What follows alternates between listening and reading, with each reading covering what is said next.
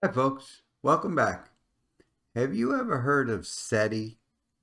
SETI. Do you know what SETI stands for? The Search for Extraterrestrial Intelligence. You see that? Huh? See that?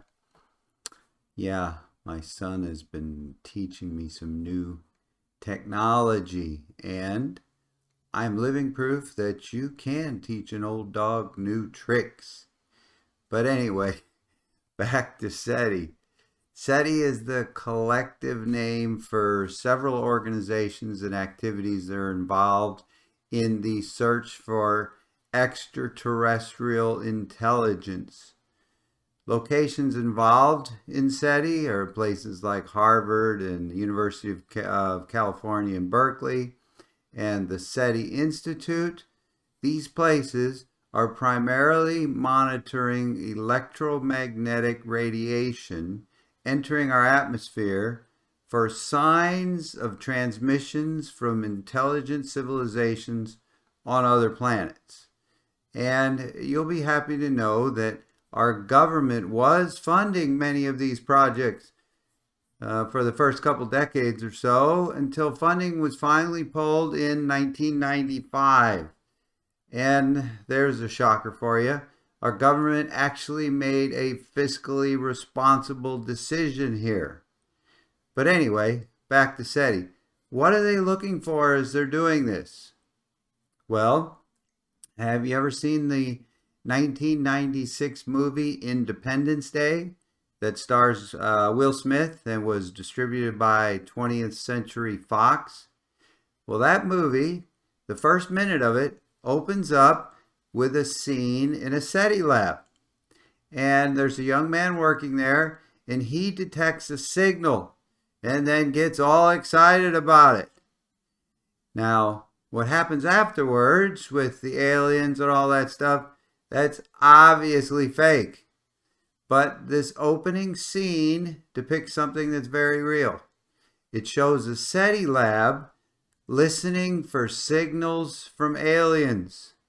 And then the young man gets all excited because he detects a signal with a pattern, which is exactly why SETI labs are doing this.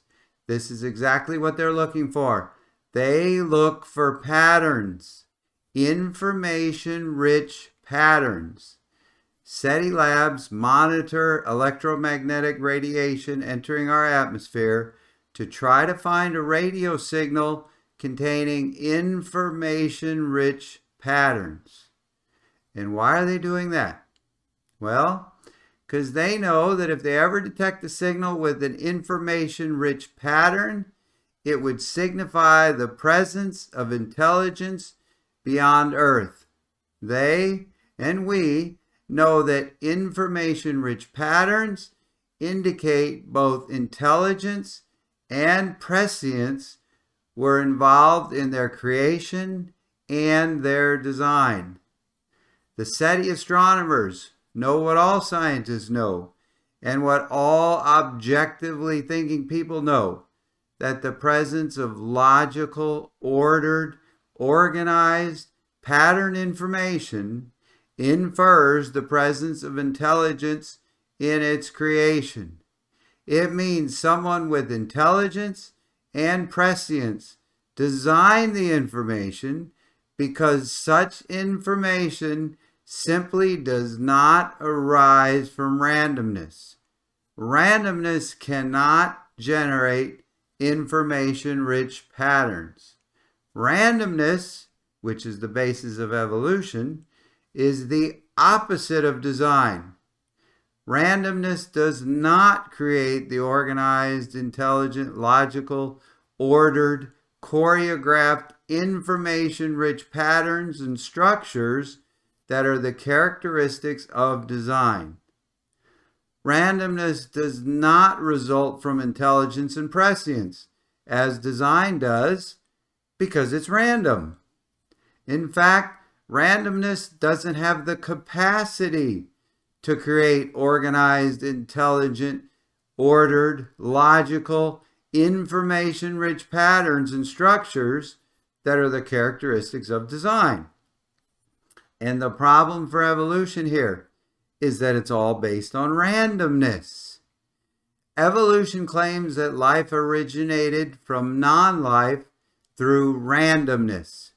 Pure randomness accounts for the beginning of life, which has its origins in the Big Bang of that extremely dense and compressed ball of energy and matter, no bigger than a period at the end of a sentence, that sent everything spiraling out into space about 20 billion years ago. And I got to stop right there and point out that explanation begs the question, well, where did the extremely dense and compressed ball of energy and matter come from? And furthermore, I mean, at that point, I just have to say at this point, really? I mean, really? That's the horse you're backing. I sure hope you realize that this explanation, it makes no sense whatsoever. But whatever. Continuing on with their I was gonna say logic, but that's certainly not that. With their illogic, I guess we'll say. Anyway, according to the evolutionists, about 4 to 5 billion years ago, then our Earth formed, and then somewhere around 1 billion years ago, the biomolecules necessary for life, the DNA, the RNA, and the proteins, assembled all by themselves as a result of the right atmospheric and environmental conditions.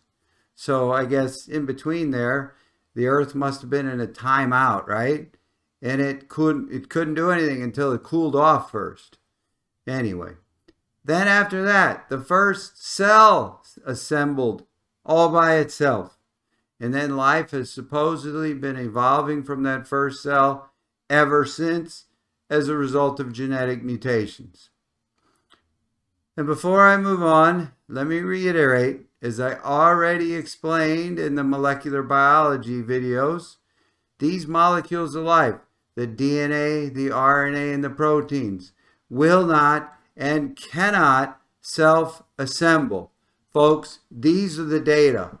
All of science has shown that these are the data. So this could not happen, ever. And then I already explained in the video on the Miller-Urey experiment, all the problems with that experiment. Even though that's the one that the evolutionists claim, shows how this could have happened, how this could have all gotten started from randomness. But even though we know from the data that these things are not possible, the evolutionists still remain undeterred, even though the data continue to show it's not possible. They still try to come up with ways that these things could have happened, even though, like I already told you, it can't. And I said, I told you. I didn't tell you. The data tells us that, okay?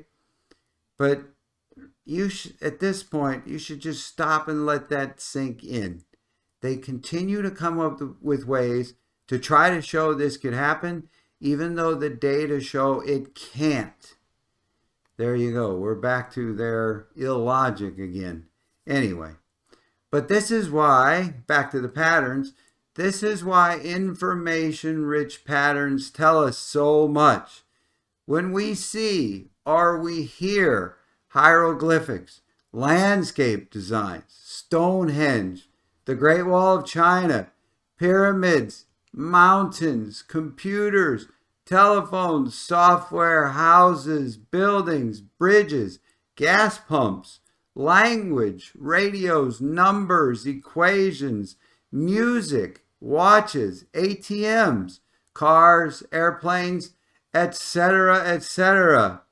We know these things could not have been created by randomness or natural processes, things like wind, water, heat, pressure. We know this because we know that intelligence and prescience are requirements for the design and the creation of information-rich systems. Intelligence produces information-rich systems, not naturalism. Let me say that again. Not naturalism or randomness. That's what I'm trying to say. But here's the thing. We don't just know this. There are actually features of logic and reasoning involved in the detection of intelligence and design. And folks, this is called the design inference. It comes from the book, The Design Inference, Eliminating Chance Through Small Probabilities, by mathematician and scientific philosopher Dr. William A. Dembski. It explains the features of logic and reasoning involved in the detection of intelligence and design.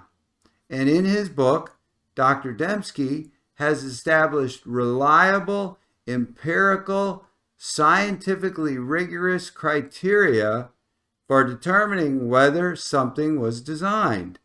In essence, he uses scientific logic and reasoning to reveal the specific features that enable us to recognize and detect intelligence in prior activity. As Dr. Dembski explains, there are two features involved in the detection of intelligence and design. And here they are. The presence of one, an improbable object or occurrence, and two, the presence of patterns or specification. These are the two criteria that indicate both prescience and intelligence were used in its creation. These two things infer design and intelligence involved in the creation of that design. And not only that, it tells us it did not result from randomness. Intelligence is a requirement for the design and creation of information-rich systems. Intelligence produces information-rich systems, not naturalism or randomness. Therefore, when we encounter information-rich systems, such as an ATM, a pyramid, a monument, a language, or any of the other information-containing things that we are bombarded with daily, we recognize the improbability of their being created by natural forces or randomness, and the specification that they contain, or their recognizable patterns. This enables us to recognize the intelligence that's required for the design of these information-rich systems. Hence, we have the necessary criteria to determine that they've been intelligently designed. That's why SETI looks for patterns. They know patterns equal intelligence in their design and their creation. Furthermore, this ability to recognize intelligent design in information-rich systems does not stop with man-made objects, systems, and entities. In his book, In the Beginning Was Information, Dr. Werner Gitt does an extensive examination of the incredible intelligent design found in life, as evident from the information-rich systems that exist in nature. As Dr. Gitt states, there is no known law of nature, no known process, and no known sequence of events which can cause information to originate by itself in matter. Just as we're able to do with man-made systems, we're also able to recognize the improbability of information-rich systems in nature, being created by natural forces or randomness, and the specification they contain, their recognizable patterns. This enables us to once again recognize the intelligence that's required for the design of these information-rich systems found in nature. Hence, we again have the necessary criteria to determine that they've been intelligently designed. Information is an absolute requirement for all the processes of life, and therefore, information is an absolute requirement for life. Moreover, information is an absolute requirement for the creation of life. So our design inference enables us to recognize that the information essential for life can only come from intelligence and prescience. Therefore, attempting to explain life solely in terms of naturalistic and random phenomenon cannot be successful. It's a failed attempt from the start because it doesn't factor into account the presence of intelligence and prescience, which we know are required for the creation and maintenance of life. It's a failed attempt from the start because it doesn't account for the requirement for intelligence and prescience in the creation of the information that's essential for life. You know, it's an enigma that the same evolutionary scientists who can recognize, utilize, and accept the design inference in man-made objects, systems, and entities simply refuse to recognize, utilize, and accept the design inference criteria in information-rich systems found in nature. It's an enigma that the same scientists who monitor our atmosphere for signals with patterns, because they know it would signify intelligent civilizations on other planets, refuse to accept the same design inference criteria in information-rich systems on our own planet. Furthermore, the intelligence and prescience required for the creation and information that's essential in life is also required for the creation of the molecules and structures that utilize this information and perform the essential processes of life. And folks, that's the DNA, the RNA, and the proteins. The excessive amount of patterns and the improbability of their being created by natural forces or randomness is why scientists freely admit that these molecules simply cannot be explained scientifically. And in the next video, I'm going to start going through the many ways that this becomes obvious in DNA.